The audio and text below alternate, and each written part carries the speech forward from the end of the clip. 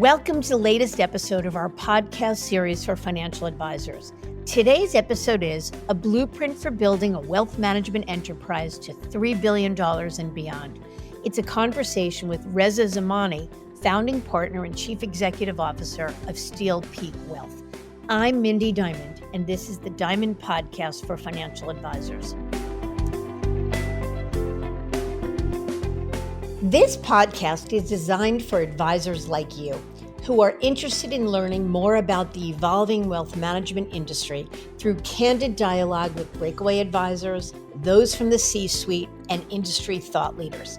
It's available on our website, diamond-consultants.com, as well as Apple Podcasts and other major podcast platforms. So be sure to subscribe and share it with your colleagues.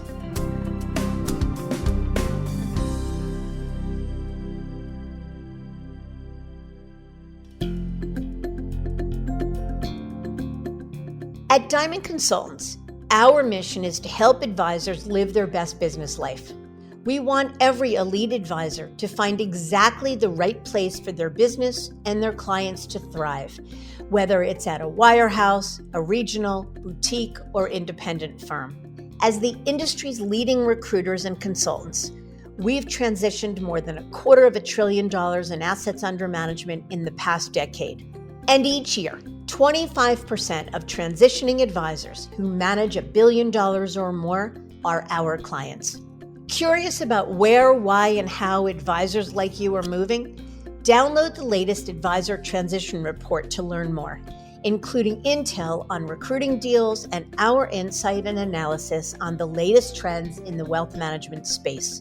You'll find it at diamond-consultants.com/transition report. Or if you'd like to talk, feel free to give us a call at 908-879-1002. When you work for a wirehouse or other large firm, their agenda drives everything you do. Policies and decisions are designed and adopted to ensure that they meet certain standards for the majority. And that's good for many advisors.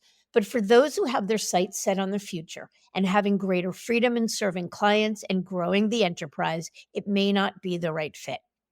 Reza Zamani knows this firsthand. From 2000 to 2012, he was a wirehouse advisor, first with UBS and later with Morgan Stanley. Yet 2012 would mark the year he decided to leave the wirehouse world to build his own firm, one that allowed them to provide clients with a better model of service and advice than what they could deliver from the wirehouses. Because all of the limitations left him defending the firm, which limited their potential and the ability to achieve their mission, and ultimately slowed their growth. As Reza put it, he wanted clients to be able to have it all without sacrificing solutions or service and free of any conflicts of interest. And these are common refrains shared by many advisors who change firms or models. For Reza, the decision to break away was a good one. They started SteelPeak Wealth in 2012 with $250 million under management. Today, they're managing $3 billion and have 20 advisors on their team. In this episode, Reza joins my partner Louis Diamond to discuss the drivers that led to his leap, why independence was the right path for them, the value he sees in taking on a minority partner, what it really takes to run $1 billion plus business, and much more. There's lots to discuss, so let's get to it.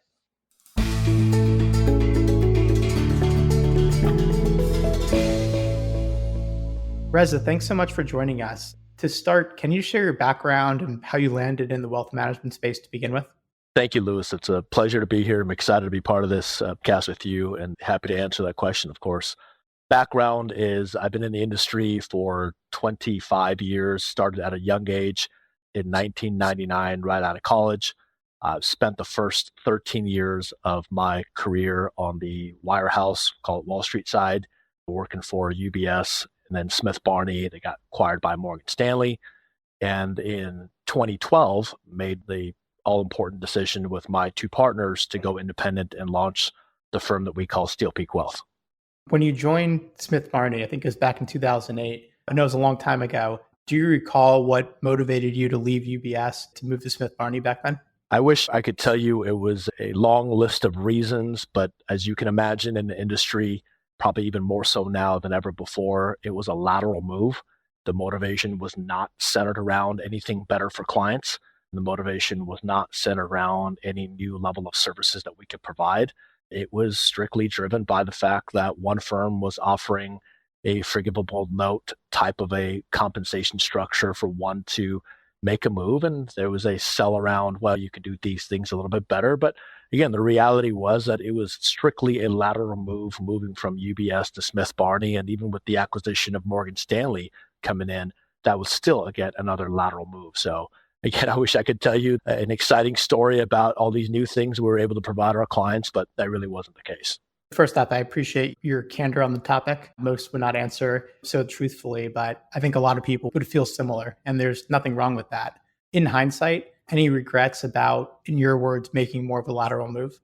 No regrets. I think everything happens for a reason. I think timing of where we were in the industry in terms of what was happening, the dynamics of the financial crisis, and you think about from '07 to '08 and then '08, '09, the failure of Lehman Brothers, the reality that the name on the business card by a big bank or big institution like a UBS or Lehman or Bernstein or any of these names stopped mattering. And therefore, at that time, it was still early for private groups like us, teams like us, to move to the independent side. We were looking at it, we were considering it. But again, no regrets. I think at that time, the mindset made sense to keep it lateral. Again, I tell you, we probably didn't know any better. But it did take the financial crisis for us to realize and understand that there is another side of this industry, which I'm sure we'll talk about today, which relates to fiduciary responsibility and really thinking outside the box and not being under the control of a big brother type of a system to push products.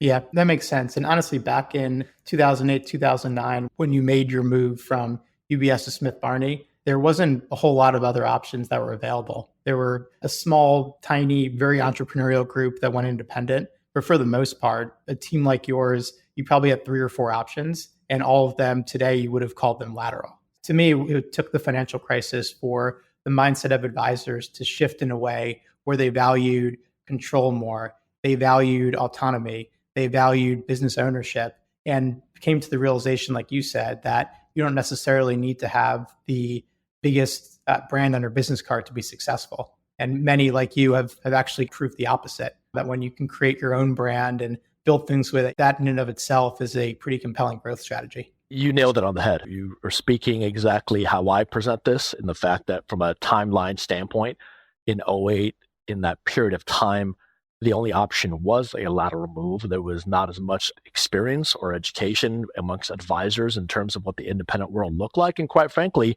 I think there was still this notion that it was a downgrade. That was the mentality. It was a false mentality. But as you accurately stated, it took a major financial crisis for advisors like myself and my team and many advisors to realize that what we were doing at the institutions and firms we're with was not providing fiduciary responsibility to our clients. And that's where then it started to open up our eyes and started to really look at what does this other part of the industry ultimately look like? And that's ultimately what led to the launch of SteelPeak in 2012. Yeah. So prior to launching SteelPeak in 2012, what did the business look like as far as AUM and your team structure? I know it was a long time ago, but what was your motivation for going independent and even going through the extensive project of thinking about whether it's the right fit for you? Yeah, great question. I'll answer it in a couple of components in that. In terms of the AUM, again, in my 25 years, our business growth, whether it was a practice on the wirehouse side or now a business, predominantly driven by organic referrals, centers of influence, networking, client referrals, collaboration. Of course, now I'm sure we'll talk about there's a lot of growth around the custodian side. But going back then, the AUM in the 2011 heading to 2012 period before we launched SteelPeak was hovering around 250 million in assets for our group. You figure we were above that in '07, and then like every advisor, right, we all had a drop in valuation due to the market's 40-50% drop. And then for us, we went out there, we continued to do our presentations and meet people and certainly not put our head in the sand, and brought in more clients and continued to build the practice. The challenge though, and this is the other part of your question, what was the motivation, right? The motivation was the fact that we felt that we were spending more time having to defend the company that we were with. We had to spend more time talking about why client did not have to worry about ABC firm being the next Lehman Brothers. We had to continue to talk about why they don't have to worry about us having to push products on them or the lack of transparency in fee structure. So as those conversations were coming up, which again, those conversations were not on the table prior to '08, these were starting to slow down our process, slow down our growth, slow down our mission in terms of what we're trying to accomplish. And ultimately, that was the motivation for us to say, let's look at the rest of the industry. What does the independent side look like? And ultimately, what we realized was that this is complete transparency, real fiduciary responsibility, not just stating it verbally, but actually being able to put it in writing, having the ability to manage clients' assets for them to understand that there is no conflict of interest whatsoever, fully disclosed. So I would say those were the key motivations that were the initial triggers to move us to the next step of saying it's time for us to become independent. Very well laid out. We call it the pushes and the pulls. The pushes were the things that were frustrating you or slowing down your process, as you said. And then the pull was the realization that there was a better way of serving clients. So I know this too was some time ago, but can you talk a little bit about how you went about building SteelPeak? How did you pull it all together? To my knowledge, you guys did it all on your own. You didn't work through a platform provider, or today it wasn't even really a thing. We call it supported independence. So how did you go about the crazy hard work of building your own RA from scratch? Yeah, we did it on our own, and it's a lot of work, and the work continues. It never stops. I'd say, again, go back to 2011 is really when the process started. So although the firm was launched in October of 2012, we took about a year behind the scenes and working late nights and weekends and getting together and really mapping out what we wanted the firm to look like day 1, year 5, year 10, and beyond. Again, as I always say, doing it in quote unquote pencil, knowing the fact that there's going to be a lot of erasing and redoing and adjusting and crossing it out. And that's what proper business plans look like. It's not exactly set in stone. In fact, I can't find or think about any successful company out there in any industry that creates a plan and it's set in stone. So we put all the pieces together. It's spending time looking at, again, what do we want the operations look like? What do we want the investment committee to look like? Do we want to expand beyond Southern California? How do we want to grow the company? Do we want to entertain the idea of M&A? Again, what other types of services do we want to provide in the future, whether it's going to get into tax and insurance and other types of banking, lending type of solutions. So all of these things were put on the table, and ultimately we knew that we had to build a foundation first. I think I'm smart enough to know that I need to surround myself with smarter people. So ultimately for us, the success of SteelPeak is centered around the fact that we have some really great, smart people at the executive level, at the management level, and even at the entry level that we bring on. And we take a lot of pride in the fact that we want to bring really smart, motivated people at the firm. And that goes back to culture. So when we were looking at launching SteelPeak, we asked ourselves, do we want this firm to be represented by the founders? Meaning, should we call it Zamani, Esmail Begi Zamani? Should we call it by our last names, our first names? Should we collaborate? Should we take our initials? And the quick answer was absolutely not. This firm is not a representation of the founders, although the founders are certainly building it in terms of the work that we're doing behind the scenes. But it is a representation of the people that we have here and the people that we're going to continue to bring here. So the work never ends, Louis, as you can imagine. We have goals that we've achieved, and we lie to ourselves with our goals, meaning that these goals are not set in stone. We keep pushing the needle further out to make sure that it's there, but it's essentially in a horizon that you can never really touch. It's very interesting the way you mapped it out. I want to ask you about that initial vision because, I mean, look, it's hard, especially when you're going into kind of like, it's really the great unknown, right? You grew up in the business, working a certain way, doing what you were able to do, not really able to put your imaginative hat on and say, this is what ultimately I want to do, because you just don't know what's possible. So how much of that initial business plan that you wrote in pencil became true this day? And how did that impact the decisions you made early on in the business? It's a great learning for anyone who's thinking about following your footsteps and launching their own independent business or relaunching their practice on a different platform. Yeah, and here's what we did. When we launched the firm, there were 6 of us. So fast forward to today, there's now 55 plus of us at SteelPeak. So when there's 6 of us, you got to imagine we still ran the firm and operated the firm as if it was 50 of us, meaning we created a business development committee. We created a compliance committee. We created an investment committee. We created an operations committee. Now, we may laugh, right? Because there's only 6 of us. So all 6 are in every single committee. Everyone's wearing all these different hats, but you have to think big. You have to think that way. So you can't think like you're a 6-person firm, and we never did. We looked at it as we're a major firm. We have to have departments, and we literally switched hats in every meeting that we had to discuss what we wanted the firm to look like. So from a business development standpoint, what we outlined was where we were at the time of launch of the firm, which is roughly 250 million in assets. How are we going to get to the first hurdle of 500 million? How are we going to get to a billion? And then how are we going to get to the next level to ultimately, as you very well know where we are now, is sitting just about 3 billion in assets. So how we outlined it was, well, here's what we know. What has worked for us in the past has been client retention, increase wallet share, cultivate relationships with existing clients to get referrals, continue to work with centers of influence, present, get out there presentations, get groups of people, networking, all these things, right? But that was what we knew.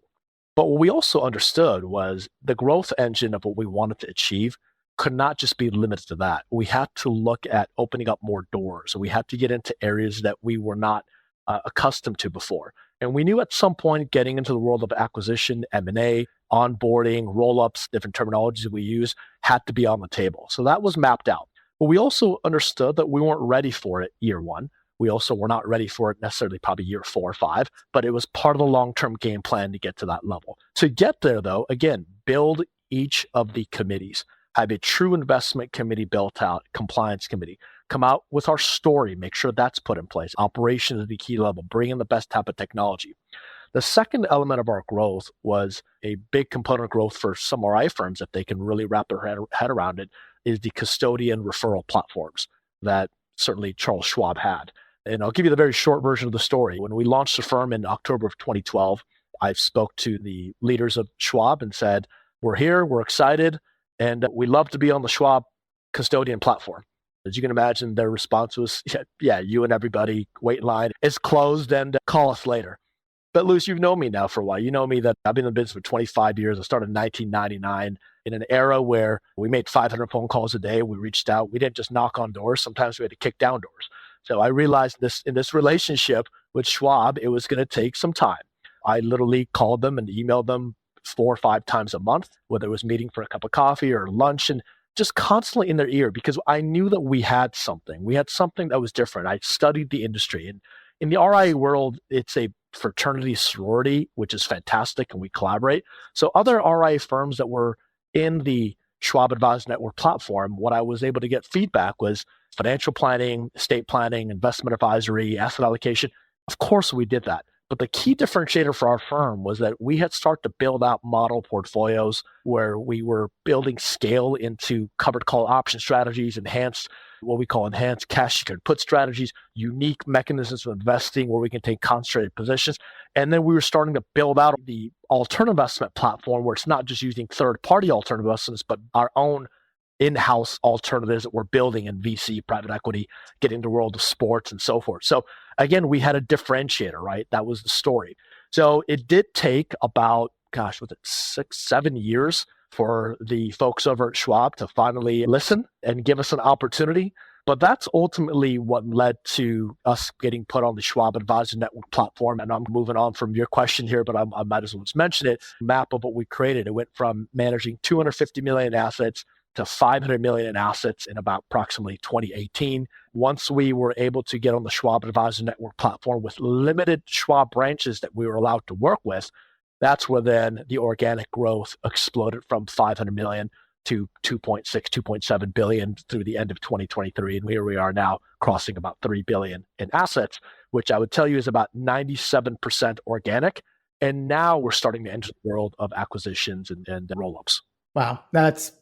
First, congratulations on the success, but also I love the tenacity of knowing that you had something special, but going through all the work it took to make it happen.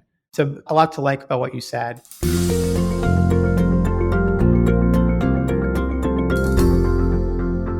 On the topic of growth, so we'll talk a little bit about M&A and advisor recruiting. I know, like you said, the Schwab referral network is a big part of the organic growth.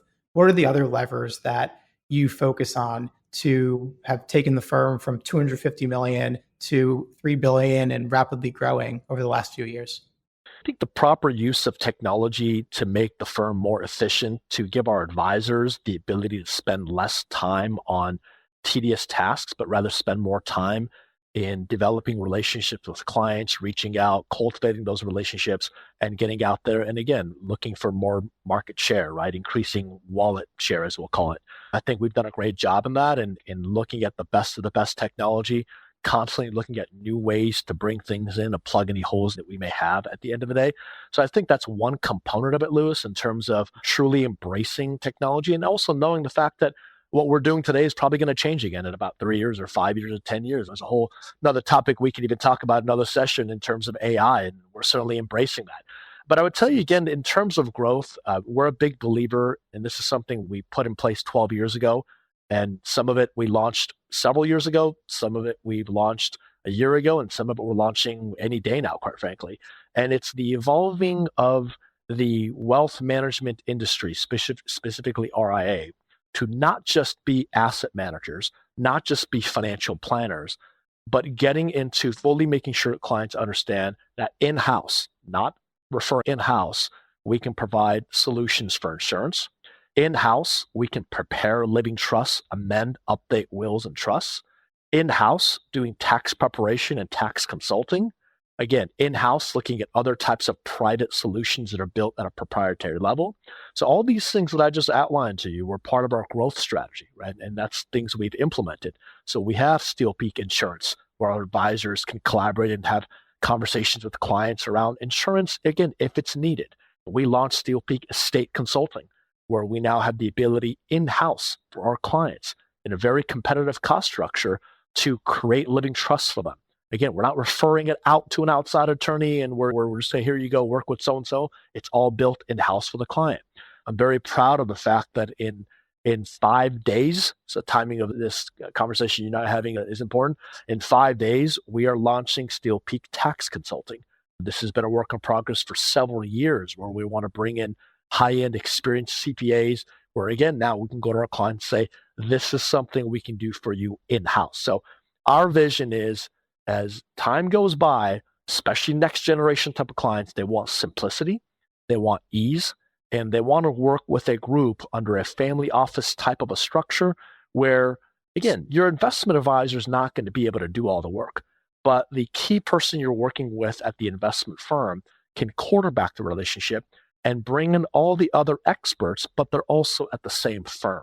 And this gives a client the peace of mind to know that the tax department and the investment department, there is internal collaboration to bring the best level of service to the client. So above and beyond attracting assets and attracting clients through the Schwab referral platform, in terms of our investment story, it's now widening it in terms of a truly comprehensive, holistic way of bringing wealth management to the table. And this may be a bit of a dumb or obvious question, but I have to ask it anyway. Why is it that having these services in-house is a driver of growth? Because I'm thinking about a number of really high quality RAs I know, certainly advisors that practice at the Morgans, Merrills, UBSs of the world, where they're able to still provide access to many of the same services that you mentioned to clients, but instead they're going through third-party experts that are in their network. So why is your way, maybe not better, but for you, how come it has driven so much growth?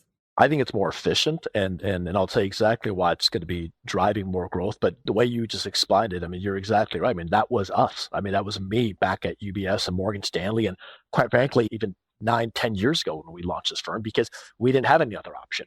When we have a strong relationship with the client, which our advisors do, and we have a conversation with the client, and we're getting into the nitty-gritty of what does their overall entire comprehensive financial picture look like. If they have an existing tax advisor, great. If they don't, normally they're asking advisors like us and other advisors, right? Like, who should I work with? And there's this concept of, let me refer you to so, and then, behind the scenes, Louis, you and I both know maybe there was an expectation, maybe that person can refer back. And look, that's not the case anymore. For us, it's a matter of providing an efficient way for clients to have these services all built in-house. And why is there growth center around that? Is because the mindset of the client is moving more and more towards simplicity.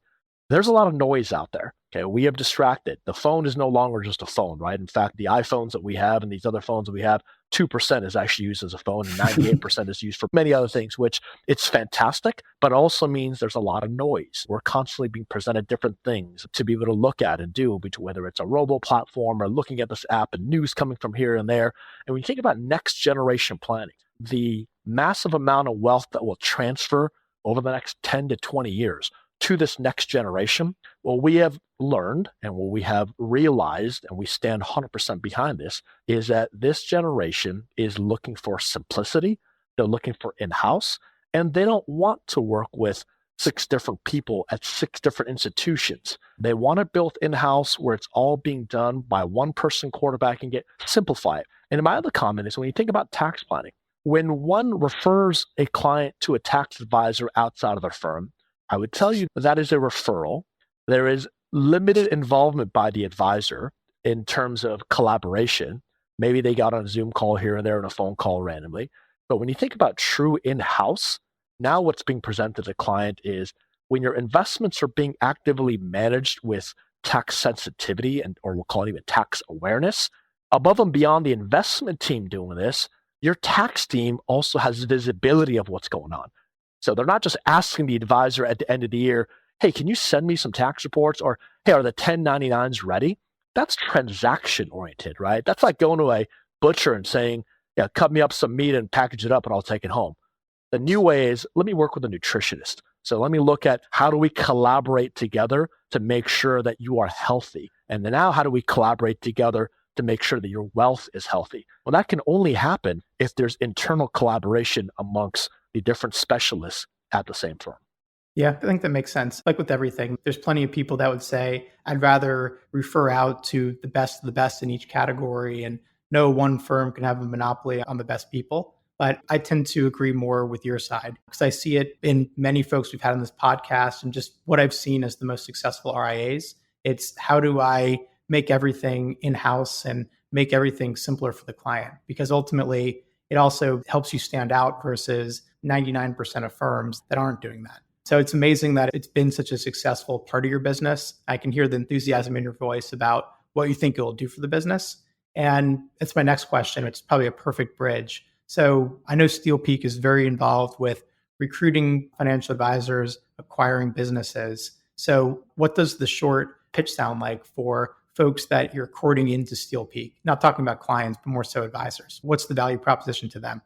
Great. Thank you for that question. Before I tell you the value proposition, let me tell you what we built here for it. Because again, as you heard me say early on, I'm smart enough to know that I'm not the smartest person. And I'm smart enough to know that I got to surround myself with much smarter people. At this firm, the leaders of this firm should never be the smartest. We should constantly bring some great, smart, experienced people to the table. When we saw that our organic growth was exceeding the industry standard, we continue to put the foot on the gas pedal.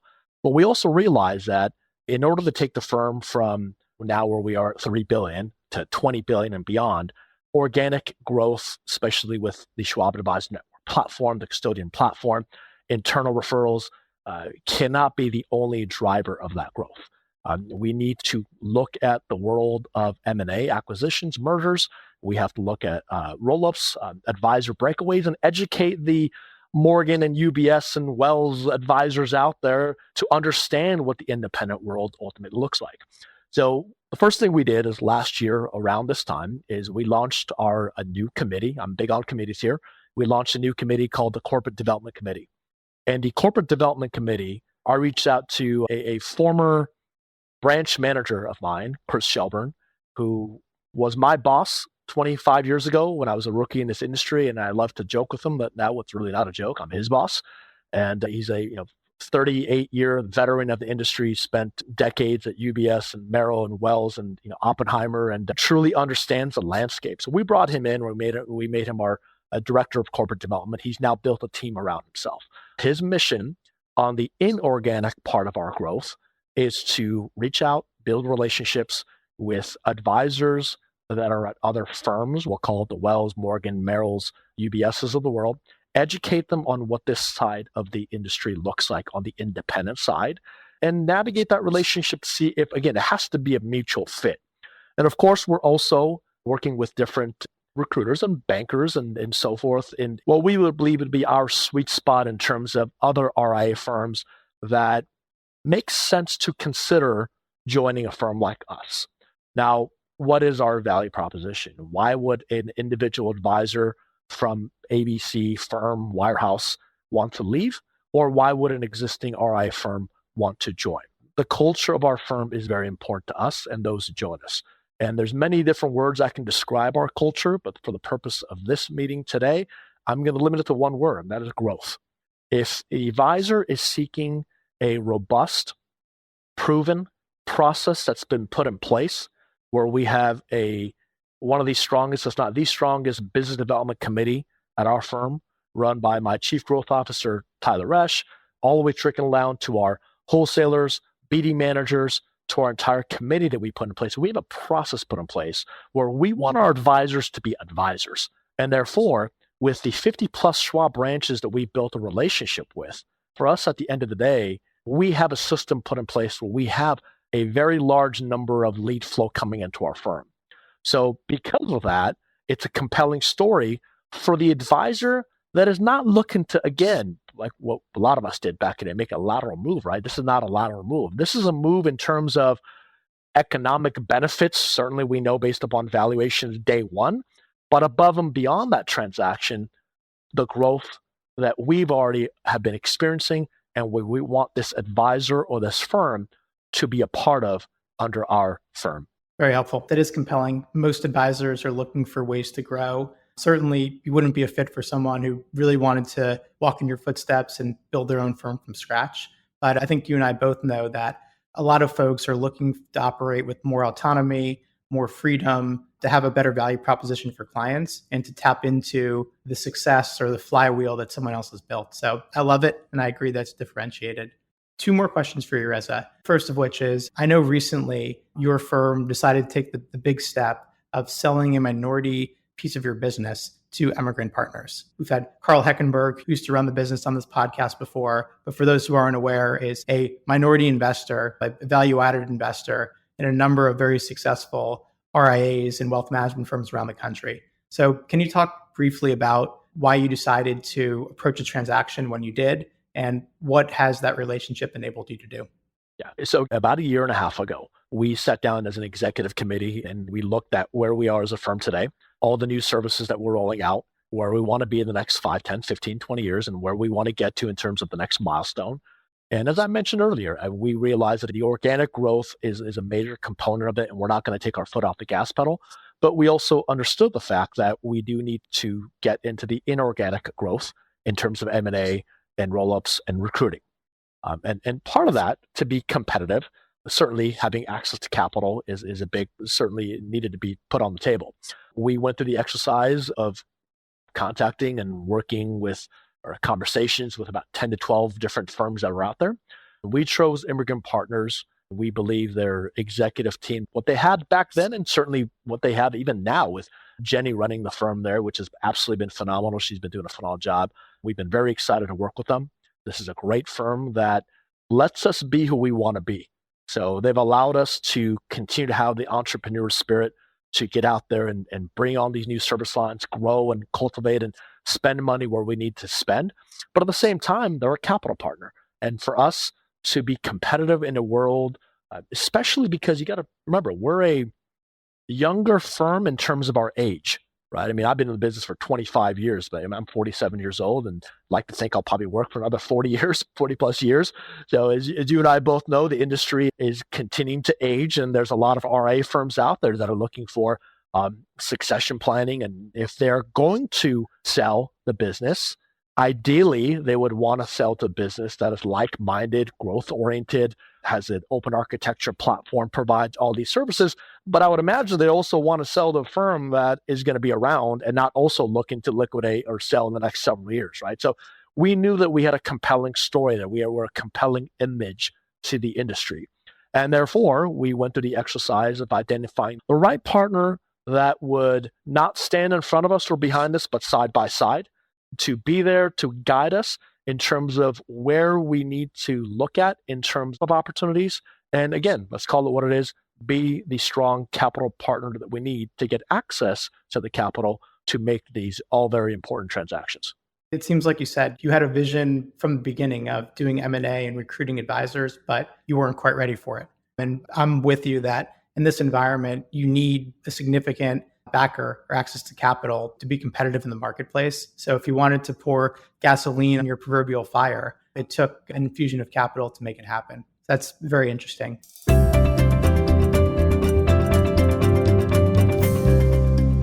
Last question for you. Any advice for those who are thinking about change? Either some of your ex-colleagues from the wirehouses or anyone in general is considering a transaction or thinking about doing something different in their professional lives? Yeah, I do have advice. And that advice is look at all your options. I mean, you have to ask yourself, where am I at this stage of my career? And where do I want to be? You have to take a really hard look at yourself and ask, am I at the best situation right now for me and my clients? And look at the landscape. Look at where the industry is headed. Look at the entire environment. Study the difference between being a fiduciary advisor and being a broker or a rep under a wirehouse. Just understand the differences, because the consumer knowledge is increasing very, very fast. And that's a good thing for us on the RI side. They're understanding more and more the importance of working with a fiduciary firm. Now, whether that's SteelPeak or all the other amazing RI firms that are out there. So to my friends that are on the wirehouse side, bank side, truly learn about this industry. Now, if you're speaking to a firm like us, Kurt Shelburne will spend a lot of time educating you, and you may walk away saying, this is great, but I want to launch my own firm. Great, fantastic. We've given you some knowledge to go ahead and do that. Or you may decide, you know what, I don't want to deal with the operations and the admin and all the nitty gritty of building it from scratch. I want to just join something that has a rocket engine put in place for me to come in and be part of that growth for the long term. Fantastic. Be open-minded. Don't overthink it. Lay it all out and come up with a plan in terms of what you want this transition to look like. And my last piece of advice, it's more of a comment, I guess, more than anything else. When I go back to saying don't overthink it, when you're leading a major wirehouse firm and you become independent, because as someone who's done it both ways, right? I've done a lateral move from a UBS to Smith Barney, and then I've done the independent route. And I can tell you the conversations that I had with clients in 2008, going from UBS to Smith Barney, it wasn't easy. It's like, well, here's why we're doing it. This firm has this a little bit better, that a little bit better. It was just a lot of noise that we were trying to throw out there. Oh, but we know we still have a relationship. But I would tell you that when we launched SteelPeak and the conversation we had with clients about Mr. and Mrs. Client, we're now independent, meaning that, first of all, you have best of both worlds. Your money's going to be held at a major institution where you have nothing to worry about. They never took any TARP money, no issues there in terms of investment banking issues. And at the same time, you have an independent advisor that has full transparency. We're fiduciaries. We could take legal responsibility. And I can tell you that conversation was tenfold easier. And the client's responses were, why didn't you do this before? And that's where we had to more battle than anything else. So that's my advice to those out there that are looking at change. Well said. Also, you as the advisor had probably more conviction that the move that you made launching SteelPeak was that much more exciting and better for the client. So that always, you need to have that conviction. And if you don't, then it's going to shine through to clients. So Reza, I really appreciate you spending some time with us today, opening up about your blueprint for how you've grown more than 10 times since you launched the firm back in 2012, which is amazing. I'm just hearing about the way SteelPeak is positioned in the marketplace. So I really appreciate spending time with us today. This is definitely a conversation we'll circle back on in 5 years when you're at 20 billion. I have every confidence that will be the case. Thank you, Louis. Appreciate the partnership, and thank you for having me here.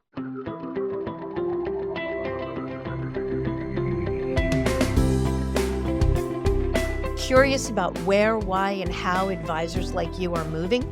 Download the latest Advisor Transition Report to learn more, including intel on recruiting deals and our insight and analysis on the latest trends in the wealth management space. You'll find it at diamond-consultants.com/transition report. Or if you'd like to talk, feel free to give us a call at 908-879-1002.